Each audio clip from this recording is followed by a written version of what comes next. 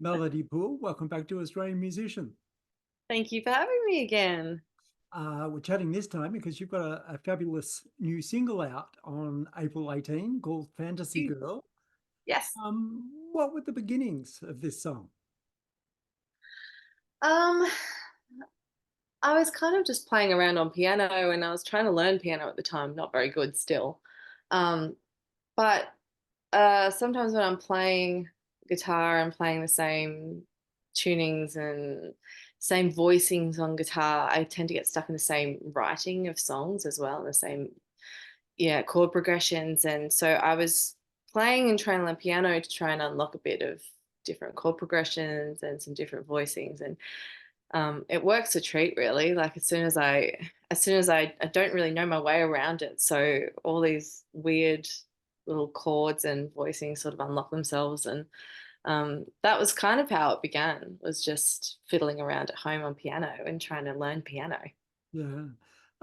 There's a wonderful arrangement of the instrumentation behind it. Was your partner Christopher responsible for that? Definitely for I guess like the instruments and stuff that went on it. I did the arrangement, so I had already figured out all the chords and written the song fully on piano. But when we got into the studio, he had a really clear idea of which instruments would go where, and where the textures would lie within that little frame of the whole song as a whole. So yeah, he had a lot to do with that and a lot to do with the sound as well. We had like a snare sound. I remember that he just kept saying to the engineer, I think I want the snare to sound a bit drier. And the engineer would say, that's pretty dry already. He's like, yeah, I think we could go drier. So he was he very specifically had a sound in his head for this song. Yeah. Your vocal has such a rich, pure quality in this song. You really seemed to be comfortable in the studio. How do you prepare before you do vocals in the studio? Um, for this particular recording, we planned it really strategically, and the pre-production was almost more work than the actual recording. We wanted to make sure everything was really set up in terms of even down to which song we would record on which day. And I definitely, doing live shows forever, I play and sing the best when I'm just singing live. So the whole objective was to get the band track and my vocal all in one take. And because we recorded to tape, um, we tend to, I don't know, when you play to tape, everyone plays about 10% better because you've only got a couple of takes before you have to drop it onto the computer. Um, and so the preparation for me vocally was really that I'd just come off a tour. And one of the things that we had planned and were really strategic about was recording just at the end of my tour so that I was gig fit, and that like my vocals and my voice was uh, just really well versed by that stage after just coming off tour. So yeah, there's that, and also just being in the moment for me. It always grabs the best performance if I'm really thinking about the song and have intention behind every word. And so that's kind of my main objective when going into perform and record. Yeah, there's certainly a warm analog 70s feel to the track. I know you're a Joni Mitchell fan, but also it has a Judy Sill feel to it. Are you into Judy? Oh, cool. Yeah, I love Judy Still. And that actually makes a bit of sense because I've listened to a lot of her over the last few years as well. Yeah. Is that something that you were trying to achieve, that old 70s style feel? Yeah, I think the reason that we wanted to record to tape as well is because I've always liked that sound and never really known how to achieve it. So when we had the opportunity to record to tape, it made sense to sort of build that sort of sound as well through what we were playing and the instrumentation and stuff as well. Because yeah, I mean I love 70s music, and I love that beautiful warmth in those recordings of like Joni Mitchell and Judy Sill, and one of the biggest influences too is Pentangle, and I really um, yeah, I loved that kind of sound. So it was purposeful. Yeah. Was Fantasy Girl always going to be the title of the song? Yeah, actually, it never had another title. And I think just because when uh, I think I recorded it first and typed it on my laptop when I was first writing it out. I didn't really have a title. I just named it in my phone Fantasy Girl. Um, and I thought, "Oh, I kind of like that. Yeah. Anyway, it's a nice little title because it really sums me up." Yeah.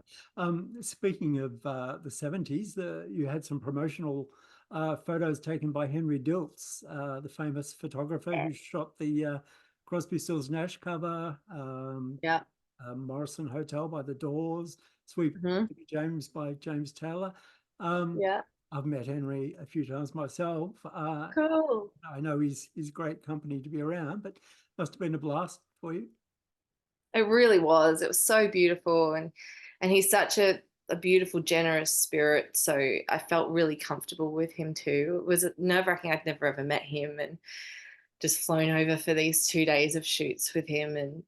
And he, funnily enough, he was a little bit nervous. I think that it was, high stakes that I'd flown over from Australia. But for me, it was just a really cool experience and to get to meet him. But yeah, it was a trip because yeah, he's like he's full of history. Basically, he is history, and it was really special getting to go to his house and see all these beautiful prints and all of his archives of film, and just sort of sit on the couch next to his Grammy. And it was a bit wild for me. He's just like come from the bush in Australia. Henry is a name which keeps popping up in your life. You had a 2013 single named Henry. Uh, Yeah, Something about the name that is following you. so strange. I've always really loved that name. And after I wrote that song, I was like, oh God, this name is ruined for me now. But it's really not. It does keep following me around. And I don't think I even told Henry about that song. I probably should have, but Yeah. maybe he wouldn't want to know. Uh, you've got a tour starting later April, an album coming out soonish afterwards. What does it mean to you to have a whole new album of songs to choose from? Does that give you renewed energy? Yeah, it's definitely, I mean, my main passion is writing them, but there's something really, I don't know, there's something really special about just like releasing them into the wild.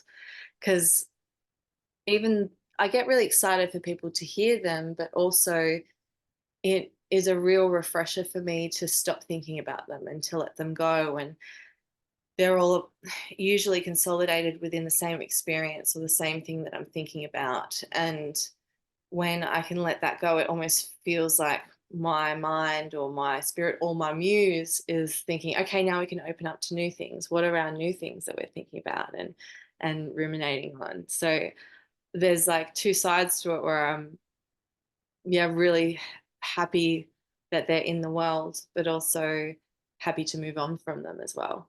Yeah. Do you find that the more you sing your songs, that they develop and change? Yeah, definitely, definitely, especially seeing them live. Um, I do tend to start shifting the way that I sing it, and I like having different setups too of bands so that I can like doing it as three-piece or doing it solo or doing it full band. Having a different setup keeps it fresh for me, and keeping it fresh in a live performance is really important so that I don't go into autopilot and just start singing the way that I sing all the time, and being really present in the performance as well, which I think always it's a much better connection with the audience when you're really in it. Yeah. If money was no issue, do you think a Melody Pool show would be much different? Definitely, I'd have a full band for all of it.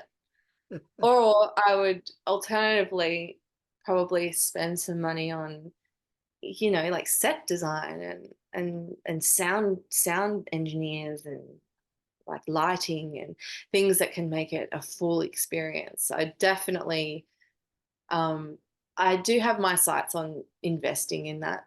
in the future, because I do think it's an important part of a show is to make it feel really compelling from start to finish. So, but if money was no object, I wouldn't even think about that.